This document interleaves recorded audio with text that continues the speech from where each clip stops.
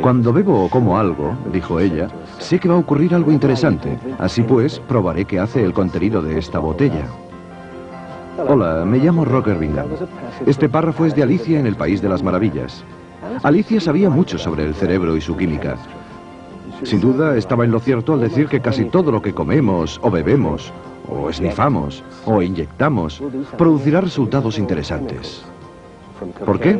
Bueno, la cocaína, la cafeína, el alcohol, las anfetaminas, la nicotina, el Valium, la aspirina, los espárragos, las lentejas y los plátanos, todo son productos químicos. Y nosotros también somos seres químicos. Así es como funcionamos. Las moléculas mensajeras, llamadas neurotransmisores, llevan la información de una célula a otra dentro del cerebro. Son productos químicos. Y las drogas, por definición, son productos químicos. Por supuesto, la palabra droga ha llegado a tener una carga emocional. Hablamos de lucha antidroga y es una respuesta comprensible en una sociedad asustada. Pero si definimos una droga, como habría hecho Alicia, como una sustancia química que altera nuestra consciencia o el comportamiento, altera nuestra mente, entonces podremos afirmar que el productor y consumidor de drogas más prolífico que se conoce es este, el cerebro humano. Así que quizás sería mejor que, en lugar de pensar en luchar contra la droga, hiciéramos las paces con nuestra bioquímica, tratando de comprender cómo las sustancias químicas naturales pueden afectar nuestro comportamiento y estado de ánimo, y por qué sustancias como la cocaína resultan una amenaza tan peligrosa. Esto es de lo que va a tratar este programa.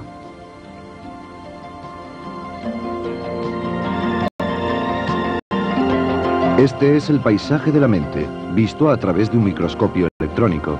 Este es un pequeño vecindario en el enorme territorio de 100.000 millones de células cerebrales llamadas neuronas. Esta es la estructura arquitectónica que sostiene los pensamientos, los sueños, los miedos y las esperanzas. Cuando uno de nosotros dice yo siento, creo, necesito, es de esto de lo que estamos hablando.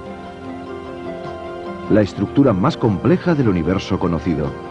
El cerebro es tremendamente poderoso, aunque delicado, y entender cómo funciona es entendernos a nosotros mismos.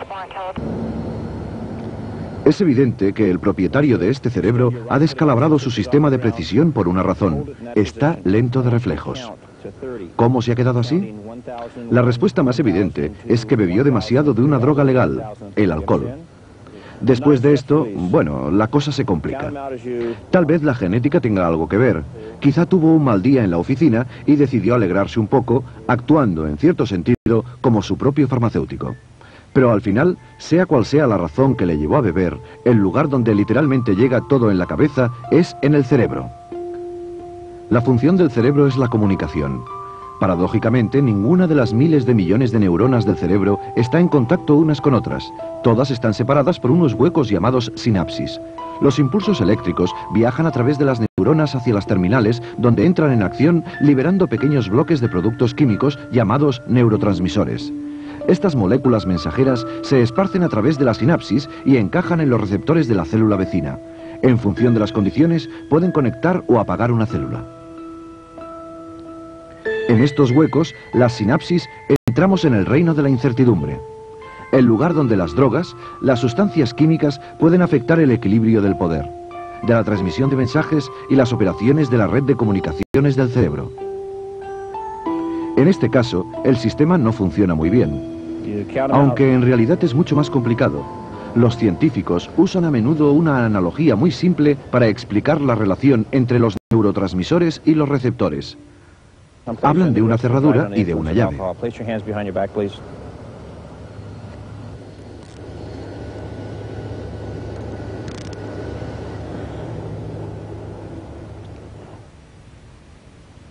El neurotransmisor es la llave. Su estructura molecular encaja perfectamente en el receptor y activa la neurona o la inhibe.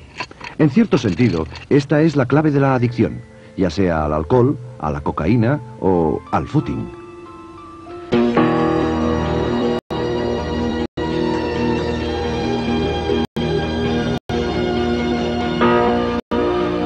Tal vez la idea de la euforia del corredor nos hace más fácil de entender que mantenernos en forma, hacer trabajar al cuerpo, también es un modo de cambiar la mente y el estado de ánimo. Pero a veces nos olvidamos de que no es necesario hacer ejercicio o tomar drogas para que se produzcan cambios bioquímicos. Solo tenemos que fijarnos en cómo a veces salimos del cine muy cansados. Evidentemente la pantalla no nos toca, pero recibimos gran cantidad de información audiovisual. Por esto a veces, después de una buena película, salimos literalmente eufóricos o cansados o furiosos. La información nos está afectando constantemente. Y detrás de todas estas experiencias psicológicas o fenomenológicas, rabia, amor, etc., se producen alteraciones en los sistemas bioquímicos. Si quiere cambiar su humor, cambie su química. O la química le cambiará a usted. Esta continua interacción entre la bioquímica y el comportamiento es el mecanismo subyacente común a todos estos ejemplos que hemos observado. Desde buscar sensaciones en el abuso de alcohol a los desórdenes obsesivo-compulsivos, el cuartel general de todas estas actividades es el cerebro. Es aquí donde encontramos la alegría, la tristeza, el placer, el dolor y la adicción. La mayoría de definiciones médicas de la adicción recalcan dos aspectos. Primero, esta gente acumula tolerancia y necesita más y más de lo que sea, y si no lo consigue, sufre el síndrome de abstinencia. Normalmente esta definición se aplica a productos químicos como la cocaína, pero se podría decir que cualquier actividad que nos produce refuerzos en el cerebro es potencialmente adictiva. ¿Qué pasa cuando nos enamoramos? Algunos científicos han sugerido que un producto llamado feniletilamina puede ser el responsable de la primera pasión romántica. Después, cuando la relación está más avanzada, los opiáceos naturales, las endorfinas, nos pueden ayudar a permanecer juntos si la química funciona.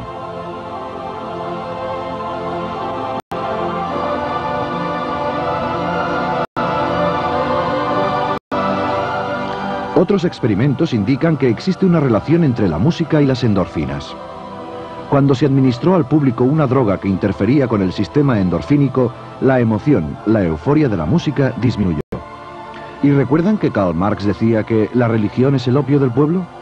Tal vez tuviera razón en el sentido de que si la religión produce una sensación de bienestar en la química cerebral mediante los opiáceos naturales, tal vez exista una especie de bioquímica de las creencias, y como una vez sugirió Aldous Huxley, algún día desarrollaremos una nueva ciencia, la neuroteología. El trabajo de McGeer sobre el dominio de los monos tampoco está muy lejos de la especulación sobre la adicción al poder en los humanos. Tal vez un día exista la ciencia de la neuropolítica.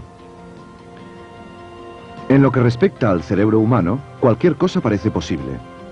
Porque lo que mejor hace este órgano es imaginar, explorar, inventar. Superar las fronteras, buscar nueva información y nuevas experiencias forma parte de nuestra naturaleza.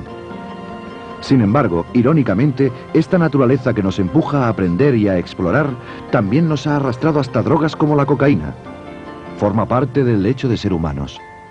Siempre hemos buscado la euforia, formas de cambiar nuestra química y nuestras mentes, y parece que siempre será así. El problema al que ahora nos enfrentamos es que no conocemos el cerebro suficientemente para hacerlo sin riesgos. Se podría describir el cerebro como una gran farmacia. Lo que hemos de recordar acerca del cerebro es que hay allí un maestro farmacéutico distribuyendo los fármacos. Y este maestro farmacéutico sabe cosas que nosotros desconocemos. Cuando tratamos de imitarlo, podemos meternos en toda clase de problemas. Si ahora mismo me preguntaran qué hay que hacer con el consumo abusivo de drogas, diría una cosa que podemos hacer por muy poco dinero. Comparado con lo que cuestan las campañas antidroga, cerrar las fronteras, etcétera, etcétera. Se trata de invertir en la investigación sobre los mecanismos de la drogadicción a nivel celular, biológico y psicológico para entenderlos mejor. Mientras, puede ayudarnos a recordar que las drogas no contienen estimulantes. Accionan los estimulantes en los terrenos del placer del cerebro, accionando los circuitos que hace mucho evolucionaron para premiar y reforzar comportamientos vitales para la supervivencia. En este sentido, nuestro cerebro es adicto a la vida. Puede ocurrir algo interesante incluso sin comer, ni beber sustancias químicas. Porque cada cerebro es una especie de farmacéutico. Cuando funciona correctamente, extiende recetas que nos ayudan a mantenernos sanos. Los neurocientíficos empiezan a comprender esta base bioquímica del comportamiento. y es posible que algún día aparezca una solución para problemas como el desorden obsesivo-compulsivo o la propia adicción.